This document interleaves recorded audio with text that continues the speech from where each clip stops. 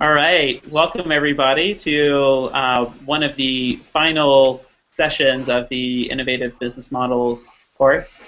I am here today with our today's guest of honor, Marcia. I'm going to actually have you say your last name because I'm going to butcher it if I say it.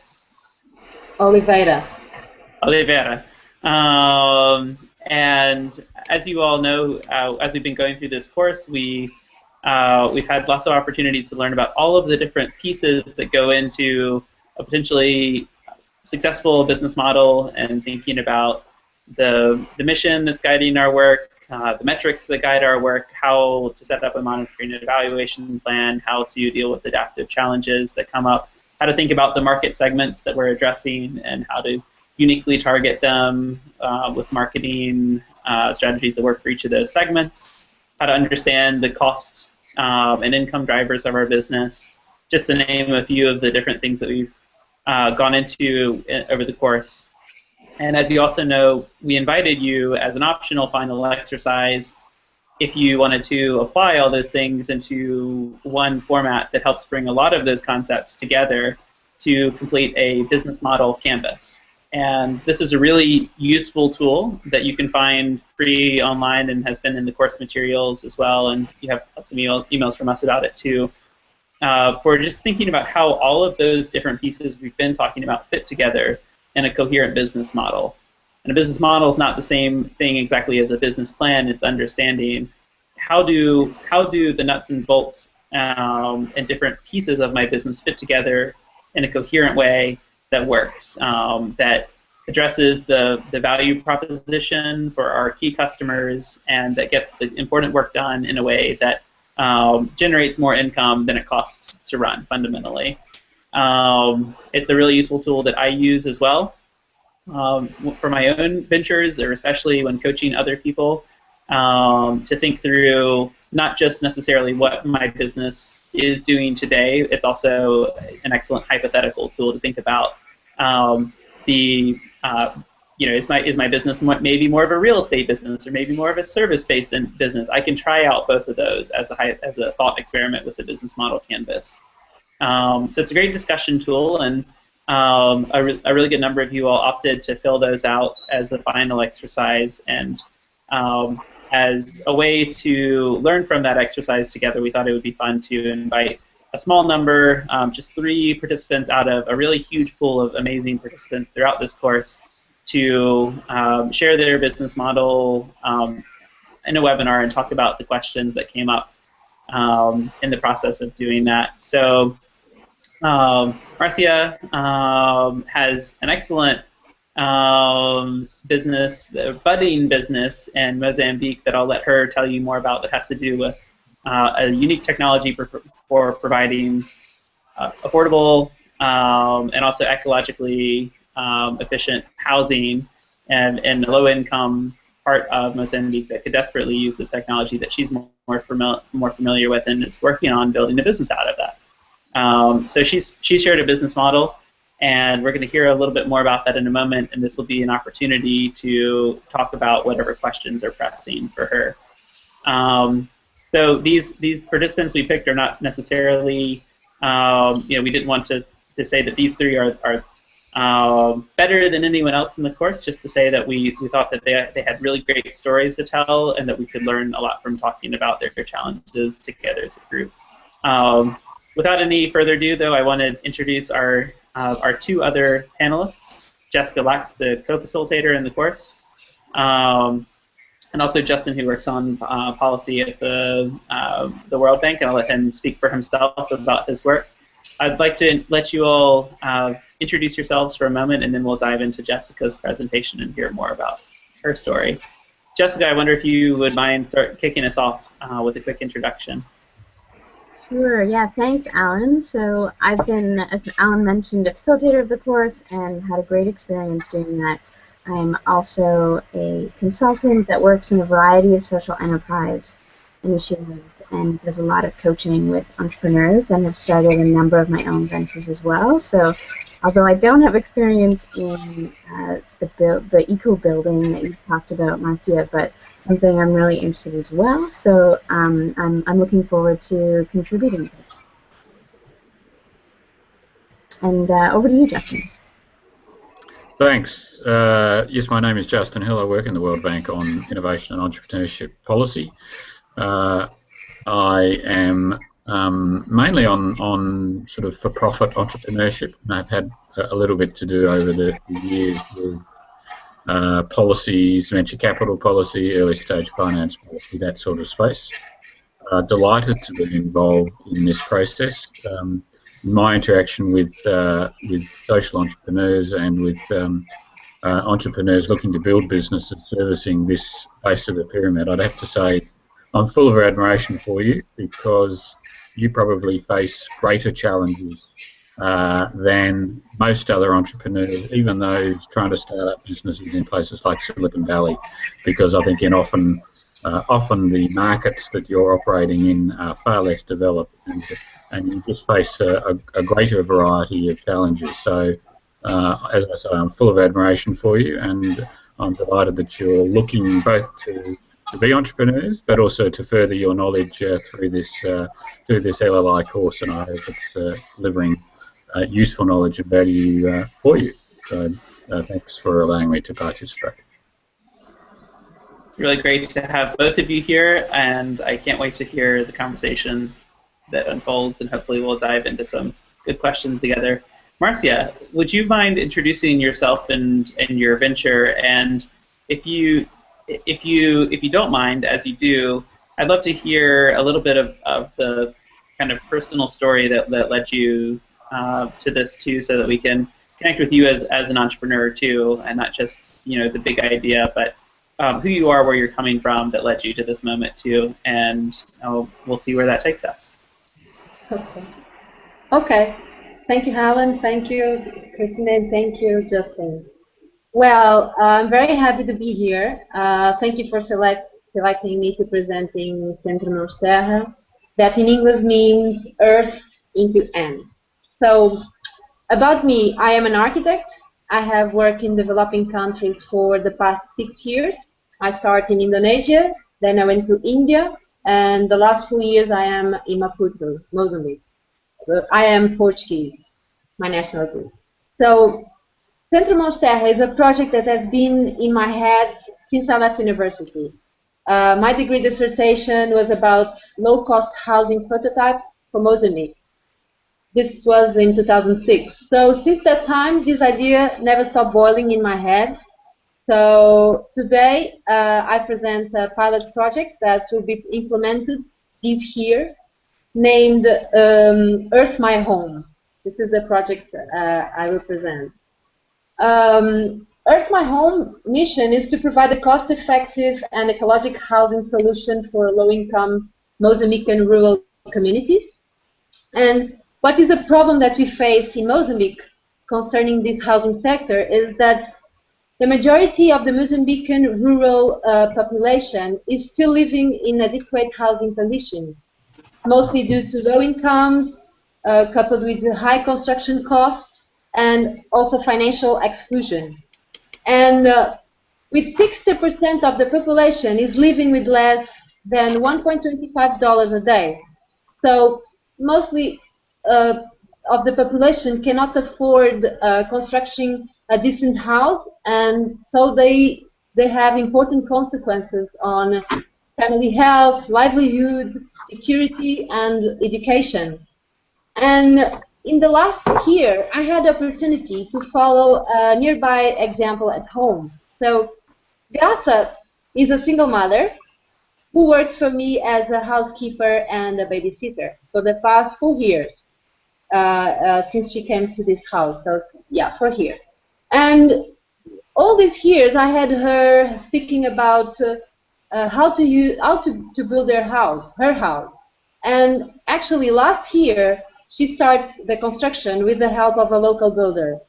And well, when I mean a house, I mean a house with 2 rooms of 15 meters squares. So we could say 30 meters squares of house. And each house very simple with a door and a window and with made by a cement block and covered with sheet zinc. So this place of things. And I had the opportunity to observe the process, the methodology and the cost and all the savings that she was trying to do every month and the challenge that she faced during all this period. And actually, she does not belong to the people that lives with $1.25 per day. She probably win 3 or 4 times more. But still, I could understand the struggle that she faced all this time.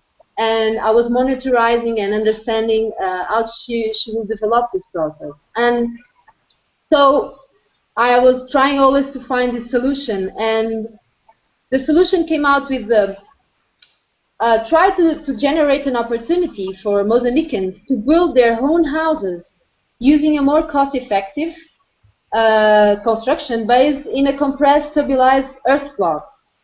So what is a compressed stabilized earth block? This earth block has been widely recognized as a simple innovation of earth building technology. It's made on site using a local soil.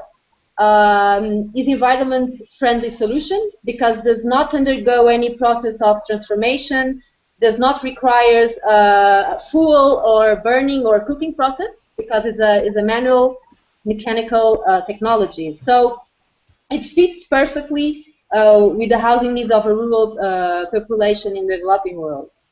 And using this technology, how do I think I could implement this idea in the community? So, considering that there is all the process of awareness in the community and public meetings and all this to allow them to understand the idea, actually the activities of this project focus on 3 points. One is selling or renting the machine of production of this stabilized earth block, and selling or renting depending on the community's choice. So it depends on the financial capacity of each community. So first. The second is giving appropriate training and building with this technology. So they will learn how to use the machine, they will learn about the quantities that they need to use, and how they do produce the block. And third, they will, it will be provide an architectural housing project in modules. So that means that it is flexible because the model can be repeated based on their needs, the needs of the communities, and therefore adapt to the natural growth of the family.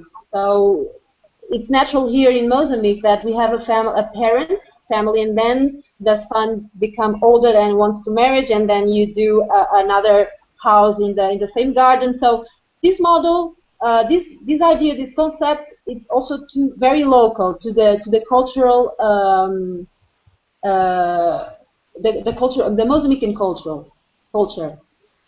So we could say it allows creativity, and it's local, and also it's a personalized process because I can decide how do I want to do my house.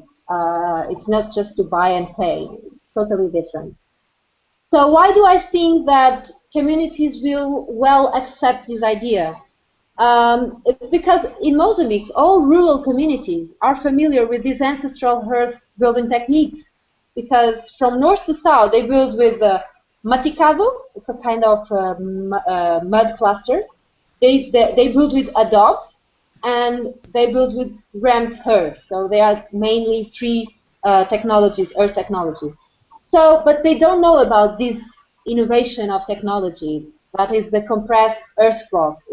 It improves a lot the quality of the block, and it's quite similar or even better comparing to the cement block that is the common construction system here in Maputo, in Mozambique. So what is the great advantage of this technology? Is the high quality housing, the affordable, is affordable because the main material is soil. So instead of using cement, we are using soil, and the cement is the most cost product in the house. Also, it's ecologic because, as I said, it doesn't have any process of using the soil or burning burning or fuel or whatever. And it's durable because the block is compressed. So when it is compressed,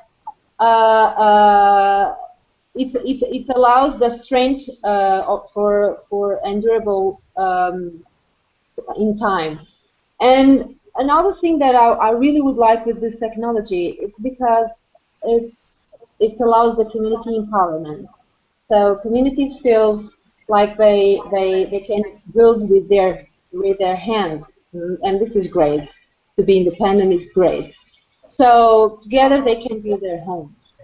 And so if we talk about market and competition, we could say that our market is huge. It's huge because if we consider that 60% of the population is living with less than $1.25 a day, that means, considering all the population of Mozambique, I have a market of 13 million people. So, well, we are starting with a small pilot in a small community, but the market is huge. And who are the competitors? Competitors are the conventional builders, mainly not skilled because this is rural communities where what are we talking about. And how do we structure our business? Well, we are defining three sectors, three customer sectors. The first one is the rural communities.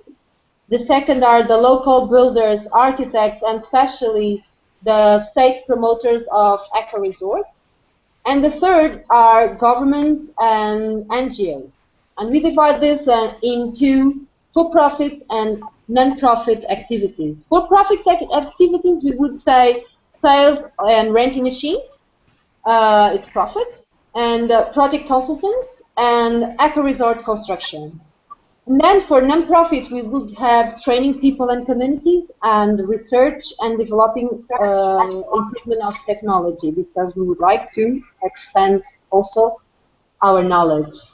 And so, why do I think the market is open to us? Because this is a pilot and we have not started yet. It's because through our website, we had so many people interested in our trainings, and there were also promoters interested in building with eco resorts, and there was also a special NGO called named the Big Hand, interested in our service to build schools. So we find that the market is really open, but we didn't have at the moment I would say resources. So at the moment I have, because I just had the opportunity to buy the first machine. So I hope we start the business very soon. And looking for scalability of the project, actually I get scared because well, as a coordinator of informal settlements in the Municipal Council of Maputo, I work directly with the slum and with the community. So imagine that there was the possibility of developing a social housing policy based or open to the concept of Earth My Home. I mean, this would transform Maputo and Mozambique. Well, this is an idea for later. And another vision is, this is a more poetic vision. So imagine yourself fly all the way to Mozambique, and instead of seeing roofs in bright sheet zinc roofs, you would see various shades of orange that are varied depending on the color of the soil from north to south. So Mozambique would become orange and red instead of zinc, instead of gray. So I find this image very, very beautiful. And the last vision is like projecting Africa. Think about Africa with this idea. So well, this is what I have to present, and I also have two questions. I don't know if I should do now or I should take for after. I don't know how do I do, Alan. And it's great. thank you very much. Yeah. Great. So it's a big vision and an equally big place to hold such a big vision. Yeah. So I'd love to talk about that and what might help get you there and get the continent there, maybe even. Feel free to go ahead and put the questions on the table, and let's see if Jessica or Justin would like to respond to either of those directly. Okay. Well, actually, first is I would like to see from you where is the main fragility of the project. Well, the idea. I'm quite passionate about all this, but I'm sure you can see more clear than me the fragility of the project. This is the first one. And the second is like to show me a little bit the direction in how to presenting this project to a potential investor. So how should I do that? Which resources should I use? Should I need to work a little bit hard in this or that subject to provide numbers? Well, this is my two questions. Thank you. Thank you, Marcia. I think these follow each other for sure, in the sense that getting traction helps lead to investment, and so thinking about what works will help you with both of these questions. And Jessica, Justin, if you would like to respond to either of those, feel free. Do either of you all feel called to this? I'm happy to respond, perhaps a little later when maybe we've spoken a little bit more about the business model, because then we'll probably have a bit more information to do so. Okay, great. So, on that,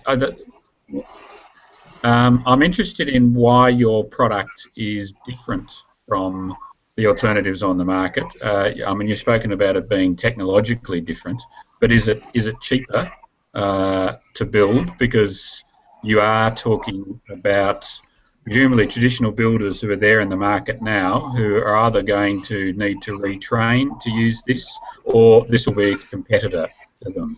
So what would make them do that? What are is it just price, or are there other benefits that you think will make the local builders and the local communities take this up? Okay. Well, that's a good question, because that's two ways of going with the project. I mean, first I feel that the project has to have a successful example. So when I talk a successful example, I call it the pilot. So for me, the pilot has to be involved with a community, a selected community, a community that already has a bond with me, or a bond with an NGO, or a bond with a partner that we can test and we can involve, and we can have we can define the impact that we did. So if I go on that direction, I'm focused about providing a service to a community. But if I see this widely, I could say that if the local builders that are the unskilled builders, they find that this technology is cheaper, people are interested, and they know how to use, why they will not use my technology? But because what happens? For example, we are in a neighborhood, and for example, Graça, that I gave the example of the housekeeper, but other persons like her, she will try to find someone to help her building her house, and this is the local builder there.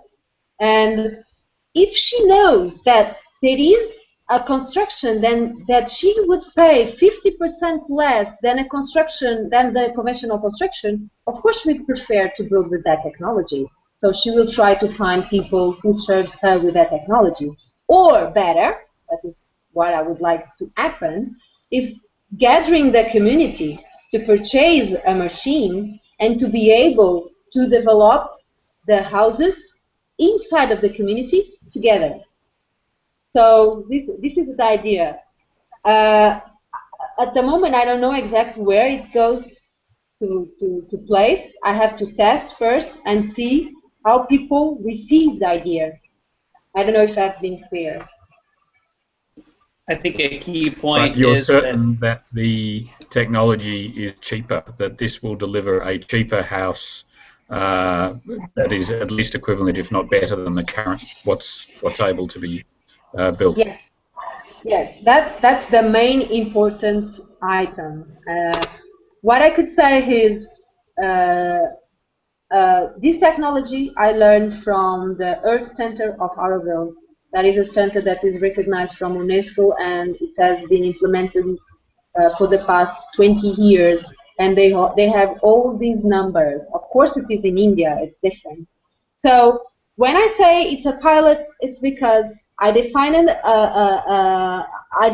that I cannot go further. I cannot ask for a fund if I don't have numbers. So I had the opportunity. I'm an architect. Actually, I'm building a house for my father, and I said to my father, wait a minute, give me a piece of your land, and I will try to do there an experimentation. So I just ordered a machine, and I will do a small room, like 30 meter squares, for testing the different, the prototype, actually. It's a prototype. I will test all the numbers, and I will see the results. So I know I'm a little bit blocked in the sense that I don't have yet that numbers. I have done that numbers in Excel, actually, trying to define the cost of the soil and this or that. But actually, I need a practical example. So I'm ready to have this practical example. It doesn't work out if it is not at least 30 or 50% cheaper than the conventional. But I would like to add something. The main cost of a traditional house actually is the roof, is the wood for the roof, is the cover, because it's the sheet zinc, and it's the doors, it's the frame of the windows, and the prototype that I have developed in the university is all in block, earth block. So that means you are doing a dome. A vault, sorry. We are doing a vault instead of doing zinc. So you are optimizing the product by not using wood in the frames. So you are using also the block insulation in the wall. So yeah, you are decreasing in the mainly cost of the house.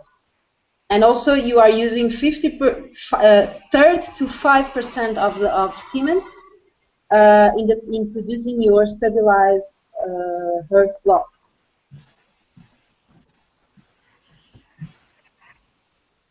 Justin, or Jessica, do either of you all have any other questions about her business model? This would be a good thread to go down a little bit further into before we address your question. Yeah, I had a few questions, Marcia. I'm wondering if you can talk a bit more about what the pilot entails and how you're going about testing this. I know you mentioned that you're building something on your father's land, which sounds like a great step for sure. Is that the pilot you're referring to, or do you have a pilot in the community that you're planning? No, I have a pilot in the community, yes. On the beginning, when I applied to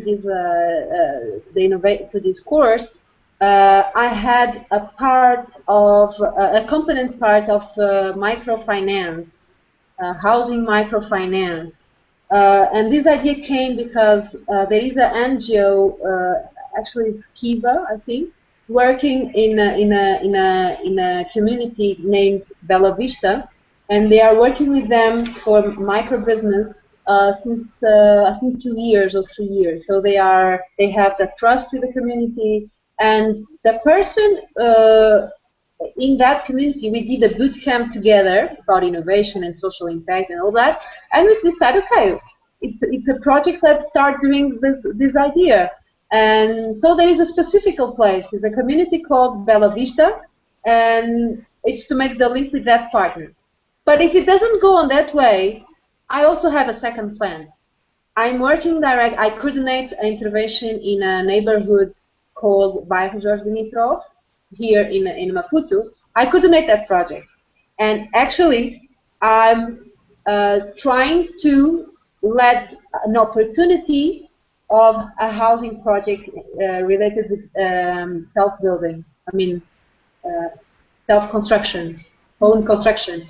So I'm opening all these opportunities, and I will have to feel which one fits better with the pilot.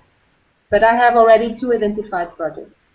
Okay, and in those pilots, you will try selling the technology, selling the blocks directly to community members, or are you going to just No. the local On the pilot, I'm not trying to. Actually, the pilot, I will become zero in my revenues. Okay. Because if you see, I put that part of non-profit in the project. So I have all the other sectors, the customer segments interested. I don't want to go directly there because that's not my main, that's not actually the core of my mission. I will go for it, but first I have to feel that if community are interested on this. So I want to become zero, at least I don't lose. So I will rent my machine. This is only the price of renting. And how do I do this?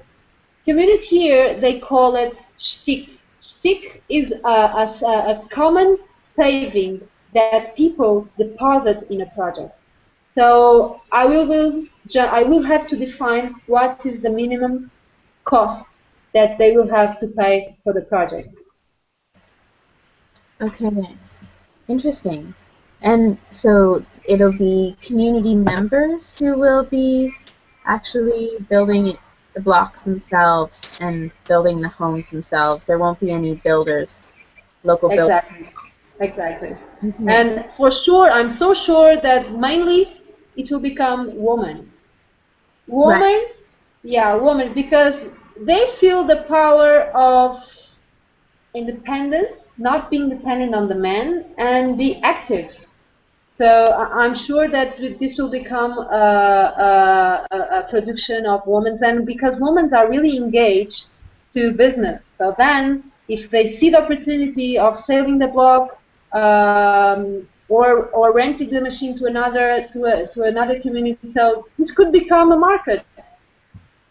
But I have to have a successful experience first. Right. And the local NGO that you're partnering with is going to kind of help you do the training. They want to start doing this project now. I said I can't. I don't have the machine now, so I can't. And I cannot promise something that I didn't really work out the number. So, but yes, there is a NGOs, Italian NGOs implemented on the neighborhood. So they already said they are very interested on the project. So this and is you mentioned you've got a couple of different revenue streams. Can you just explain? You mentioned you can rent the machines, you can provide training and get revenues from that, and also consulting on design. Is your business model involve all of them, or are you asking, should I use just one of them? And if it's all of them, do you have a sense of the relative returns on each? What are your margins on each of them? And do you think you'll be off? Is it an integrated service or is it case by case? Well, actually, I started big. If you enter in my website, I have all the services. I'm a builder. I'm a consultant. I'm a social. I'm a trainer. I am everything. And I said, okay, I can do nothing. Actually, I can.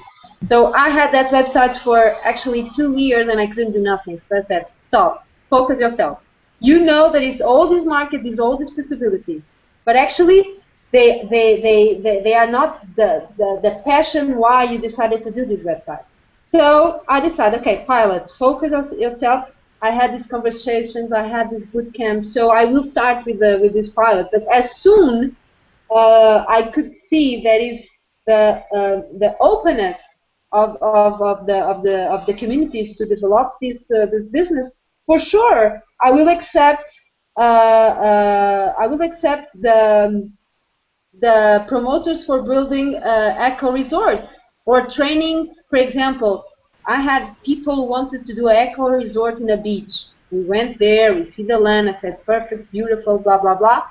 And I said to myself, okay, Marcia, you don't have possibilities. But if I have the capacity to train the contractor, or, because this is an option, or I train the contractor to build with that technology, or I train a team, I become a construction building a contractor, and I do the building. So for sure, we know that this kind of business, you have excellent revenues. So this is one option. The other option is, I had so many friends trying to have this training. They want to do their own houses. They have small places in the beach, and they want to do this. And we had a list of people that we had to say, oh, sorry, we are not yet doing the training, but as soon as we can, we will answer to you. So we have this market open. We just couldn't afford. So I will focus first on the pilots, like a serving community, and then I will open the team to a larger customer. And are those larger customers more likely to be much more, are the margins much better with those bigger customers? Yes, for sure. Actually, I'm saying that the pilot will become zero, and the margins with builders, for sure. And it's a construction I cannot define yet, but I would say if I have a complex resort, actually it's quite easy. We do like this. We know the meter square of building, the price of meter square, and I know to be competitor in this kind of technology with a local community, I have to reduce at least 50%. But probably for ecological resorts, the importance is not about the price, actually. It's about the concept. So I can be at the same level. So if they win money, for sure I will win much more money. It strikes me, Marcia, that that this prototype will be important for a number of reasons. One of which is to get data on exactly these sorts of questions that Justin is asking you. One of your questions was about how to present your idea to investors. You can expect that the kinds of questions that he's asking you and Jessica's asking you will be the kinds of things that come up. And so I appreciate that you're tracking your costs very closely and thinking about the willingness to pay of your different customers, and tracking the builder of an resort is willing to pay this amount, an NGO is willing to pay this amount, a local community is not willing to pay for the house to be built, but is willing to pay for a model home to be built in their community, and for them to be trained in the process to build other homes on their own afterwards and rent the machine at a lower price. But those are all data points that you're collecting through the prototype. So I just wanted to bring the question towards the conversation towards your question about fragility of the project. I actually think this is a great time to transition the conversation that direction and ask the question to each of the two panelists what they're sensing. And I'll just kick it off by saying it strikes me that that's one of the pieces of fragility you have right now, is just that data, that awareness of which will come from the prototype. So we've already identified that. But another one that is becoming clear to me listening to you talk about this is that you have a vision of what these more affordable homes that can be built, or structures that can be built using this technology, look like.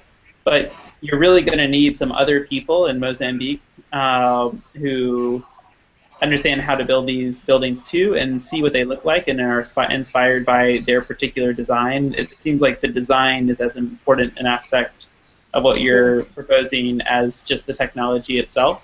And so I wanted to point out that with your prototypes, it may be really crucial to think about specifically who is building the project with you are some of the key early partners that need to see what the design looks like and be involved in that process, so that it's your potential future trainers, or it's your potential future customers, or it's your potential future target community leaders who are involved in that project, so that they're inspired by not just the technology but the design themselves and have a picture of that in their heads.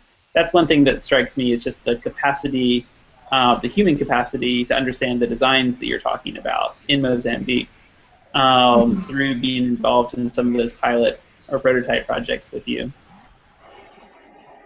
Jessica or Justin, I'd love to hear what your thoughts are about, and keeping in mind the last 10 minutes or so of this conversation together, what your thoughts are on her points of fragility, or just general advice for these early steps of her project. Sure. Yeah, I think it's really great that you're asking that question, Marcia. It shows a lot of awareness about the importance of taking these steps and being really aware of where your assumptions might fall flat or change. So I think that's fantastic. One of the things that I notice, and I think this comes to a startup where you're still searching for what your business model is going to be, but it sounds like there are many possible models that you're playing with all at the same time. So are you a producer of blocks? Are you a builder going into people's homes? Are you selling the community building process? Are you selling the micro-entrepreneur business opportunity? And so it's very difficult to test all of those models at once and get valid data to be able to know which one has the most traction. So I would be careful in these early stages to really, as you were saying before, like focus even more, so that you're aware, like, okay, you know what, I'm going to test out the community building aspect of this first. And or maybe I'm going to just build the blocks and see whether I can sell them to local builders or training, or just choose one and really try to test out that one at a time. And the other one, just building on Alan's comment, and this comes back to the adaptive leadership module and how important it is to build up your informal authority, especially when you're bringing out a disruptive technology.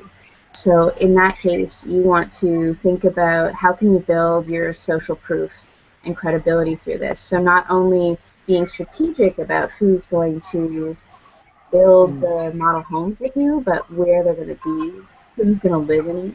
Because you want people to see these new designed homes as something really desirable. So, can you get a celebrity or maybe someone who's really high up in government to come and help build a home, or live in that home for a period of time, or maybe something like that can be a process to make sure that community members are going to see it as not just, oh, this is a cheaper version made out of dirt. Do I really want that?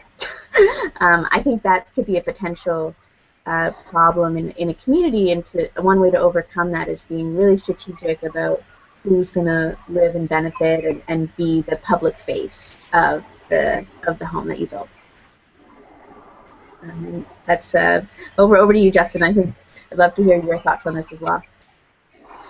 I completely agree with Jessica's comments that one of the arts of being an entrepreneur is to ask advice and not just ask questions and filter the responses and don't get too set.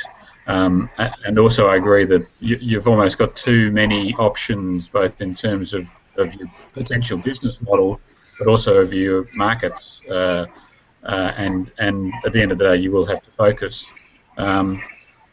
I don't know if this is an issue or not, but I mean, the main capital cost would appear to be buying the machines from India.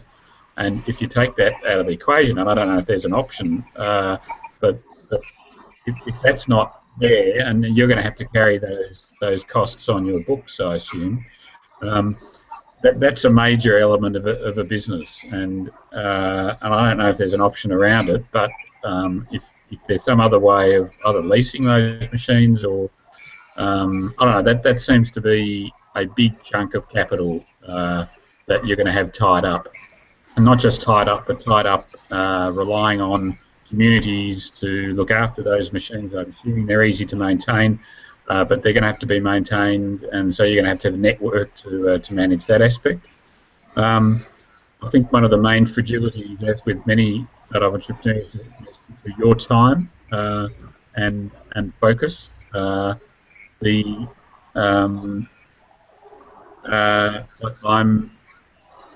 I'm not sure about whether you will, if you push out into villages, whether you'll get resistance from the builders.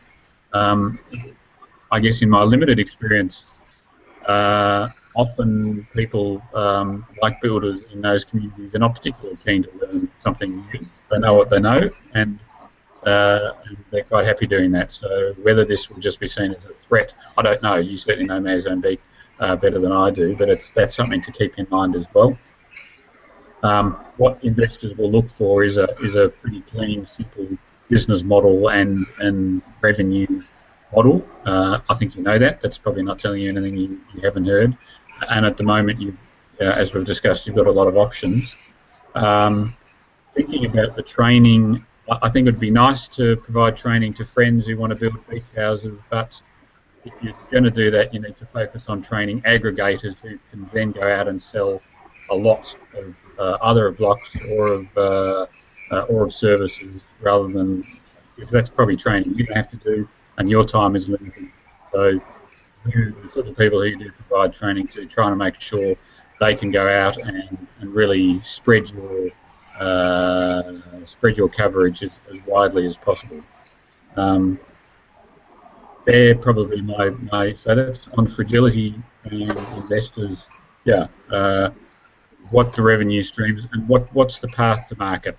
How will you get these things out into the communities, and why are the communities going to choose to work with you and choose to use this technology?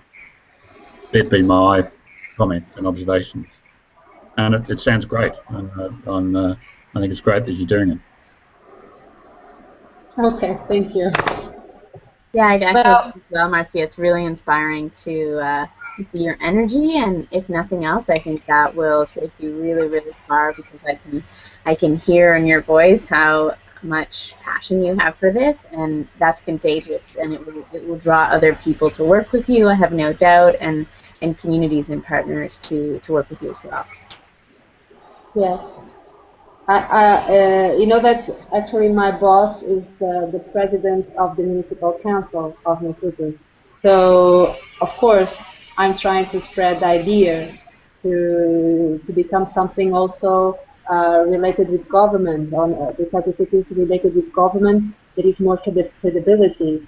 So I don't feel it is immediately, but if it can work well with an experience in the community, it could become bigger. We don't know. Mm-hmm.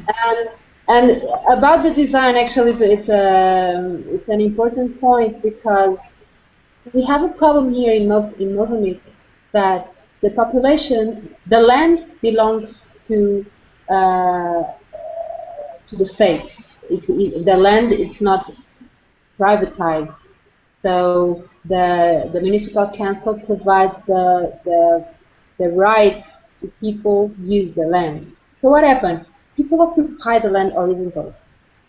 And why I believe municipality are interested to integrate these ideas of social housing, because with a project you can also verticalize.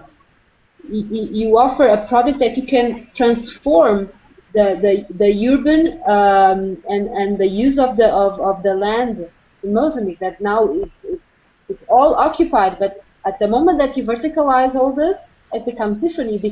You have already land to work and to make infrastructure and to convert to a city instead of a slum. So there is also the opportunity to combine this problem also, not just about affordable housing, but also about the problem of the city. Mm-hmm.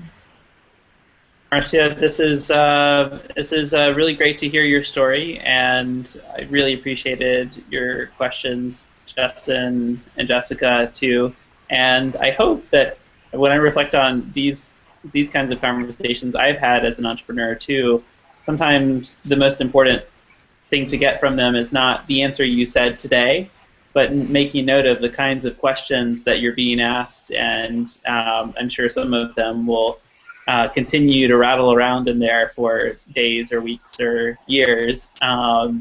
But so I hope that the questions themselves are helpful to you too, in terms of they are in themselves, the questions you got asked today, answers to some of your questions, in terms of especially how to think about how to present to investors your idea, and they'll be asking a lot of the same things you might have heard today, possibly. I think it's a great technology, and one I've enjoyed working with you in this course. And one of the last little nuggets that occurs to me too is you are importing a technology that has an existing market in India, and you're importing it directly from someone called the Araval Earth Institute. And one thing that I'm leaving this conversation with, just wondering, is what's their business model? How do they sustain? Are they primarily a training center? Are they primarily producing and manufacturing and shipping these machines around the world? And is there something? Yeah. So anyway, there are lots of things. There are lots of opportunities that you can look to from your pilot, externally, from questions and sessions like these, to continue to refine what is that focus, what is, as Justin says, your path to the market. And so I hope that's helpful to you. We're right at 5 o'clock. We'll do one last round, Marcia, of if you have any closing replies or thanks to our presenters, our panelists, and we'll go ahead and wrap up. Yeah, what are you thinking as we draw this to a close? Sorry? My last comment would be, it's interesting you've been talking about a technology, but you're not selling a technology, you're selling a service, or you're selling a solution, and that's I think how to frame what your business is. As we've all said, you're asking absolutely the right questions, and I'm sure this is going to be a very interesting process for you, but a successful one. Thanks for allowing me to participate. Thank you. Yes, yeah. Jessica, any closing comments from you? Just please keep us posted. I hope you feedback to Alan and the rest of us associated with the course how things go, and I have no doubt that I'll be reading, and if I ever come to Mozambique, seeing the orange and red reefs. That's a wonderful image, and I think you should definitely, when you present to investors, you obviously need all of those hard data, but I think speaking about your bigger vision is also really valuable. So make sure you keep that why a part of all of the presentations that you do, because you do such a great job of sharing it. So thanks for involving me today. It was a real pleasure. Okay. Well, I also would like to thank you very much. It was it was so important. All these things I told you, it was not on my head 1 month ago. Was not structure, was really not even 5% of this. It was a mix of ideas, and even if it's still mixed and not well defined, it's much more defined. And for me, inside, I have the intuition where I should go. I just don't want to close the doors to the custom segments, but I feel where I have to go, and where I have to go is with the community, and involving the community and gathering the community, and helping them to be more organized, and this is where I want to go. And it was so important, the course. You guys don't imagine. I told also Helen, I just bought the machine because I was on the course. I'm sure if I didn't have the course, I didn't have the strength and the trust to do so. So it was really important. So thank you very much for this opportunity. Thank you for inviting me for this session. Sorry for my English. I promise I will improve this year. It's one of my targets as well. So, so thank you very much. Marcia, it's great. Thank you. And as the old aphorism goes, start anywhere and follow it everywhere.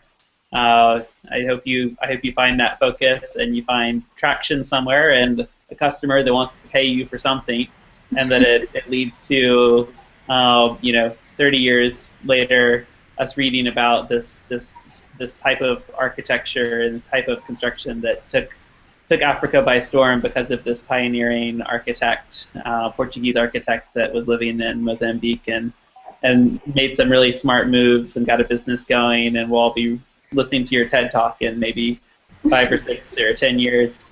So thank you, Justin and Jessica, for your time today. We really appreciate it. Thank you, Marcia, for the courage to put yourself in the hot seat and let us pick apart something. It's always uncomfortable, and hopefully good for all of us. I certainly enjoyed the conversation.